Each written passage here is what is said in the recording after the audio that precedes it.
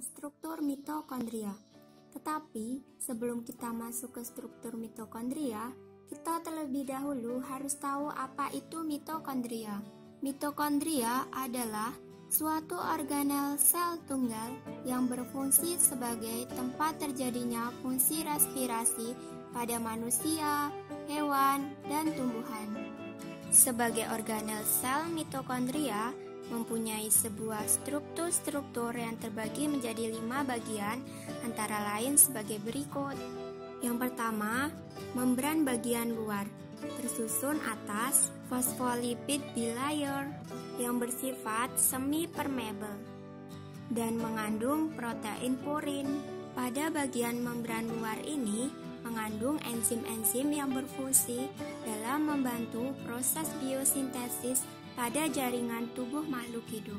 Yang kedua, ada membran bagian dalam, di mana membran bagian dalam merupakan membran kompleks tetapi permeable dan terbentuk dari molekul-molekul kompleks, transport elektron, kompleks ATP sintesis, dan transport protein. Membran bagian dalam mempunyai fungsi yaitu untuk membantu pembuatan energi pada jaringan tubuh makhluk hidup. Yang ketiga ada krista. Krista merupakan suatu lipatan yang berada pada membran dan mitokondria. Fungsi krista yang pertama membantu perluasan struktur membran yang berada di dalam sel. Yang kedua, ketika molekul-molekul DNA mitokondria berkembang lebih banyak. Yang keempat, ruang antar membran. Ruang antar membran merupakan ruang yang terdapat di antara membran luar dan membran dalam, yang berfungsi sebagai tempat berlangsungnya suatu reaksi-reaksi yang penting untuk sebuah sel. Yang kelima ada matriks, di mana matriks ini berisi molekul-molekul DNA, enzim-enzim, gas-gas yang terlarut, dan air. Adapun fungsi matriks yaitu menyimpan bagian-bagian yang penting seperti materi genetik atau DNA, ribosom, dan ion-ion penting lainnya. Di sini saya akan menjelaskan sedikit tentang komponen penyusun mitokondria dan struktur dari mitokondria tersebut. Yang pertama ada membran luar. Membran luar itu tersusun atas NADH sitokrom C oksida reduktase. Kemudian ada sitokrom B. Kemudian ada asil koenzim A sintesis. Kemudian ada monoamin oksida. Kemudian ada sinuserenin hidroksilase. Kemudian mitokondria itu memiliki membran dalam. Membran dalam itu tersusun atas sitoskrom B, C, C1, A, dan A3. Kemudian susinat dehidrogenase, kemudian NADH dehidrogenase, kemudian ada piruvat oksidase, kemudian karnitin aksi transferase beta hidroksibutirat dan beta hidroksipropionat dehidrogenase dan enzim-enzim pensintesis ATP. Selanjutnya tersusun atas krista. Kemudian ada ruang antarmembran. Di dalam ruang antarmembran ini tersusun atas kreatit kinase dan adenilat kinase. Struktur yang terakhir adalah matriks mitokondria. Matriks mitokondria ini tersusun atas sitrat sintesis, aksonitase, isokrinate dehidrogenase, fumarase, malat dehidrogenase, glutamat dehidrogenase, dan aspartat aminotransferase, piruvat dehidrogenase kompleks, enzim-enzim sintesis protein dan asam nukleat, dan yang terakhir itu enzim-enzim oksidasi asam lemak. Struktur dan komponen-komponen inilah yang membantu mitokondria dalam melakukan fungsinya, yaitu sebagai tempat berlangsungkan proses pembentukan ATP atau energi. Pada kesempatan kali ini, saya akan menjelaskan materi tentang proses glikolisis dan juga dekarboksilasi oksidatif, di mana kedua proses ini merupakan 2 dari 4 tahapan respirasi sel. Yang pertama, saya akan menjelaskan proses glikolisis. Proses glikolisis ini merupakan tahapan pertama dari respirasi sel. Glikolisis terjadi di sitoplasma, dan glikolisis ini merupakan proses pengubahan satu molekul glukosa yang memiliki 6 atom karbon menjadi 2 asam pirufat yang memiliki 3 atom karbon. Untuk mengubahnya dibutuhkan 2 molekul ATP yang diubah menjadi 2 ADP. Selain itu juga dihasilkan 2 molekul NADH yang diubah dari 2 molekul NAD. ATP yang dihasilkan pada proses glikolisis ini sebanyak 4 molekul ATP yang diubah dari 4 molekul ADP. Tetapi karena dalam proses glikolisis ini menggunakan 2 molekul ATP, maka yang tersisa adalah 2 molekul ATP. Jadi, pada proses glikolisis ini hasil akhirnya berupa 2 asam pirufat, 2 NADH, dan 2 ATP. Proses glikolisis terdiri dari 10 tahapan. Nah, yang pertama terjadi fosforilisasi, yaitu proses pengubahan glukosa menjadi glukosa 6-fosfat. Ya, di sini 1 gugus fosfat ditambahkan pada glukosa yang berasal dari ATP membentuk ADP. Enzim yang terlibat dalam proses ini yaitu enzim heksokinase. Proses yang kedua yaitu proses pengubahan glukosa 6-fosfat menjadi fruktosa 6-fosfat. Nah, di sini hanya terjadi perubahan isomernya, dan enzim yang terlibat dalam proses ini yaitu fosfoglucosaisomerase. Lalu proses yang ketiga yaitu pengubahan fruktosa 6-fosfat menjadi fruktosa 1,6 bifosfat. Di sini terjadi penambahan 1 gugus fosfat lagi yang berasal dari ATP dan diubah menjadi ADP. Enzim yang terlibat pada tahapan ketiga ini yaitu fosfofruktokinase. Tahapan selanjutnya yaitu perubahan fruktosa 1,6 bifosfat menjadi 2 molekul yang memiliki 3 atom karbon. Yang pertama disebut dihidroksiaseton fosfat. Yang kedua disebut gliseraldehida 3-fosfat. Nah, tahapan ini terdiri dari tahapan keempat dan kelima yang melibatkan enzim aldolase, tetapi dihidroksiaseton fosfat di dalam sel akan diubah menjadi gliseraldehida 3-fosfat. Nah, ini diubah menjadi gliseraldehida 3-fosfat. Di sini menggunakan enzim yang disebut triosafosfat isomerase. Sehingga hasil akhirnya yaitu 2 molekul gliseraldehida 3-fosfat. Tahapan yang keenam yaitu proses pengubahan gliseraldehida 3-fosfat menjadi 1,3 bifosfogliserat. Nah, di sini terjadi penambahan fosfat atau prosesnya disebut dengan fosforilisasi. Selain itu juga ia melepaskan ion hidrogen dan juga 2 elektron. Ion hidrogen akan ditangkap oleh NAD sehingga membentuk 2 molekul NADH. Enzim yang terlibat dalam tahapan yang keenam ini disebut gliseraldehida 3-fosfat dehidrogenase. Masuk ke tahap yang ketujuh, yaitu proses pengubahan 1,3 bifosfogliserat menjadi 3 bifosfogliserat.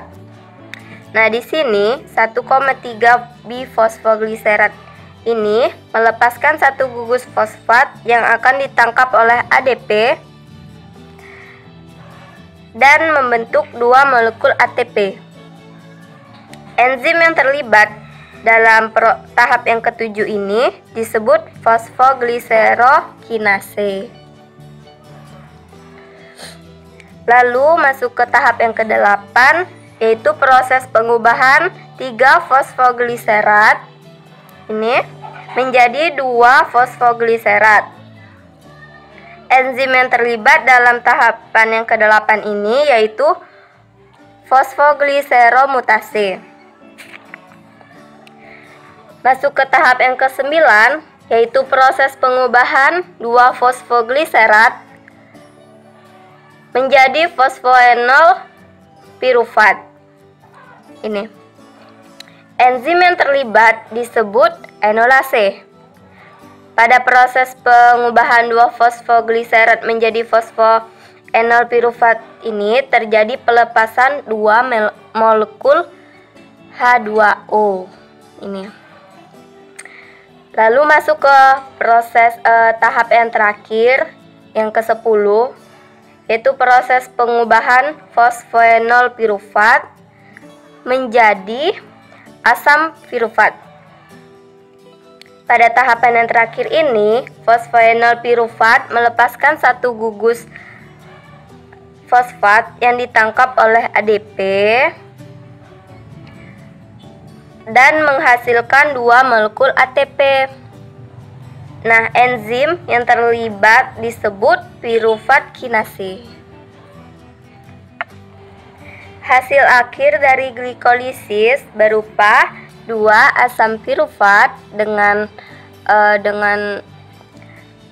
3 atom karbon, 2 NADH dan 2 ATP. Nah, selanjutnya jika sel membutuhkan energi dan oksigen tersedia di dalam sel, maka akan dilanjutkan ke tahap yang selanjutnya, yaitu dekarboksilasi oksidatif. Nah, dekarboksilasi oksidatif ini adalah reaksi yang menggabungkan asam pirufat yang beratom 3C dari hasil glikolisis tadi menjadi senyawa baru yang beratom 2 karbon, yaitu asetil koenzim A atau asetil CoA. Nah, dekarboksilasi oksidatif ini berlangsung pada matriks mitokondria dan menghasilkan energi sebesar 2 ATP dan 2 NADH untuk setiap molekul glukosanya. Baiklah, berikut adalah proses dari dekarboksilasi oksidatif, di mana 2 asam pirufat dengan 3 atom karbon diubah menjadi 2 asetil CoA dengan 2 atom karbon. 1 atom karbon dari asam pirufat akan bergabung dengan O2 dan membentuk 2 molekul CO2. Selain itu, terbentuk 2 molekul NADH yang diubah dari 2 molekul NAD. Nah, hasil akhir dari dekarboksilasi oksidatif ini yaitu 2 molekul asetil CoA, 2 NADH, dan 2 CO2. 2 molekul asetil CoA ini yang akan memasuki siklus Krebs nantinya. Apa itu siklus Krebs? Siklus Krebs merupakan serangkaian reaksi kimia yang terjadi pada sel hidup untuk menghasilkan energi, dan asetil CoA yang merupakan perubahan dari asam pirufat yang merupakan hasil dari glikolisis. Lalu, di mana terjadinya siklus Krebs? Siklus Krebs terjadi di mitokondria. Bagaimana tahapan dari siklus Krebs? Mari kita bahas secara seksama. Molekul asetil CoA yang merupakan hasil dari glikolisis akan masuk ke dalam siklus Krebs untuk menghasilkan ATP, NADH, FADH2, dan CO2. Terdapat 8 tahap reaksi dalam siklus Krebs yang terus berputar-putar sehingga disebut sebagai suatu siklus.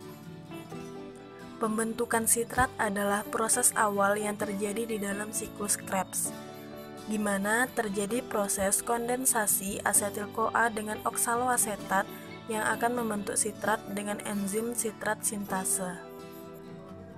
Lalu, sitrat yang dihasilkan dari proses sebelumnya akan diubah menjadi isositrat dengan bantuan enzim akonitase. Kemudian, enzim isositrat dehidrogenase mampu mengubah isositrat menjadi alfa-ketoglutarat dengan bantuan NADH. Dalam proses reaksi ini juga terjadi pelepasan molekul karbon dioksida. Lalu, alfa-ketoglutarat mengalami proses oksidasi sehingga akan menghasilkan suksinil-CoA. Selama oksidasi ini, NAD+ menerima elektron atau reduksi menjadi NADH ditambah H+. Enzim yang mengkatalisis reaksi ini adalah alfa-ketoglutarat dehidrogenase. Kemudian, suksinil-CoA diubah menjadi suksinat. Energi yang dilepaskan digunakan untuk mengubah guanosin difosfat dan fosforilasi menjadi guanosin trifosfat. GTP ini kemudian dapat digunakan untuk membuat ATP, dan enzim yang digunakan adalah enzim suksinil-CoA sintetase. Lalu, suksinat yang dihasilkan dari proses sebelumnya akan dioksidasi menjadi fumarat. Ketika oksidasi inilah, FAD akan menerima elektron dan menjadi FADH2. Enzim suksinat dehidrogenase mengkatalisis pemindahan 2 hidrogen 2 dari suksinat. Selanjutnya adalah proses hidrasi. Proses ini menyebabkan terjadinya penambahan atom hidrogen pada ikatan karbon, sehingga akan menghasilkan produk berupa malat. Malat kemudian dioksidasi untuk menghasilkan oksaloasetat dengan bantuan enzim malat dehidrogenase.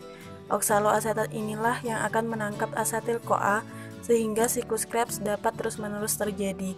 Hasil akhir dari tahap ini juga berupa NADH. Nah, inilah tahap yang terjadi di dalam siklus Krebs. Selanjutnya, apa hasil dari siklus Krebs? Siklus Krebs itu sendiri akan menghasilkan satu molekul asetil-CoA yang masuk siklus Krebs akan menghasilkan 1 ATP, 3 NADH, 1 FADH2, dan 2 CO2. Karena satu molekul glukasa akan diubah menjadi 2 asetil-CoA, maka satu molekul glukosa yang menjalani siklus Krebs akan menghasilkan 2 ATP, 6 NADH2, 2 FADH2, dan 4 CO2. Molekul NADH dan FADH2 nantinya akan masuk transfer elektron untuk menghasilkan ATP. Satu molekul NADH akan diproses untuk menghasilkan 3 ATP, sedangkan satu molekul FADH2 akan menghasilkan 2 ATP. Proses terakhir dari respirasi sel adalah fosforilasi oksidatif. Fosforilasi oksidatif merupakan suatu lintasan metabolisme dengan penggunaan energi yang dilepaskan oleh oksidasi nuklir untuk menghasilkan ATP yang dibentuk dari molekul FADH dan NADH yang terakumulasi di dalam mitokondria selama proses respirasi sel, mulai dari glikolisis sampai siklus Krebs. Proses fosforilasi oksidatif terjadi di kristal mitokondria. Fosforilasi oksidatif terdiri dari 2 proses, yaitu transport elektron dan hemosidesis. Rantai dari transport elektron terdiri dari 4 kompleks makroprotein, yaitu kompleks 1, kompleks 2, kompleks 3, dan kompleks 4. Lalu ada pula kompleks protein. Kuinon atau koenzim Q yang bergerak bebas dari kompleks 1 kompleks 3. Ada pula sitokom C yang bergerak bebas dari kompleks 3 ke kompleks 5. Di dalam kompleks 1 terdapat flavin mononukleotida dan FAS, kompleks 2 FAS dan FAD. Dalam kompleks 3 terdapat sitokom B, FAS, dan sitokom C1. Pada kompleks 4 terdapat sitokom A dan sitokom A3. Lalu ada pula ATP sintase.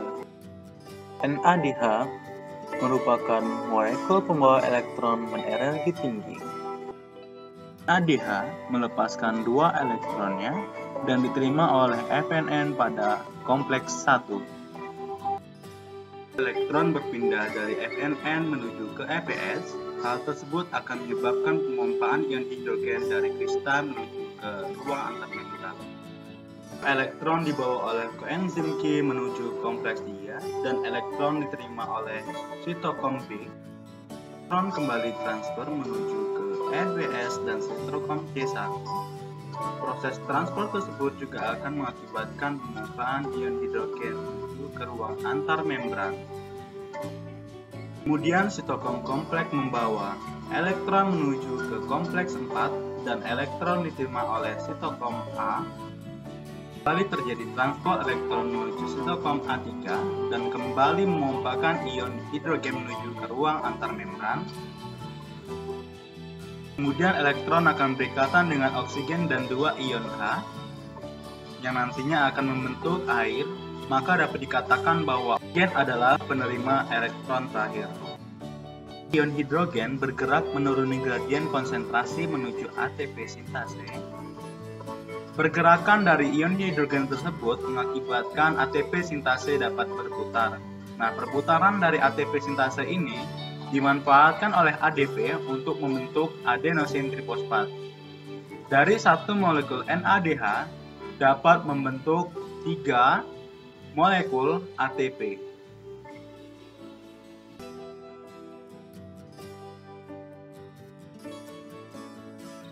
Selanjutnya adalah proses pembentukan ATP dari satu molekul FADH. Mula-mula FADH melepaskan 2 elektronnya menuju ke kompleks 2 dan diterima oleh FAD. Kemudian elektron ditransfer ke FAS, namun pada proses transfer ini tidak menyebabkan pemompaan ion hidrogen menuju ruang antarmembran. Elektron diantarkan oleh koenzim Q menuju kompleks 3 dan elektron diterima oleh sitokom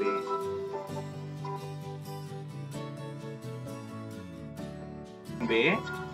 Elektron akan ditransfer menuju ke FAS dan sitokom C1. Hal ini menyebabkan pemompaan ion hidrogen menuju ke ruang antarmembran.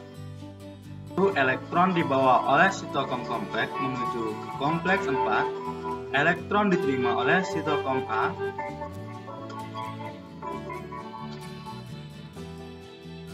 Kemudian terjadi transfer elektron dari sitokom A menuju ke sitokom A3 dan kembali terjadi pemompaan ion hidrogen dari matriks mitokondria menuju ruang antarmembran.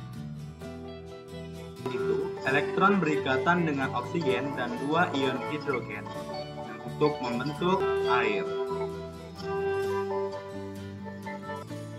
Kemudian, ion-ion hidrogen bergerak menuruni gradien konsentrasi melalui ATP sintase, dan ATP sintase akan mengubah adenosin difosfat menjadi adenosin trifosfat. Melalui proses fosforilasi oksidatif, satu molekul FADH dapat dibentuk menjadi 2 molekul ATP.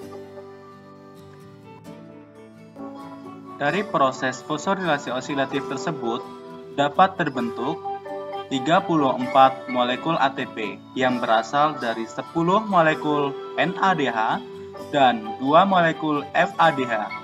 Molekul NADH dan FADH tersebut berasal dari proses glikolisis, dekarboksilasi oksidatif, dan siklus Krebs.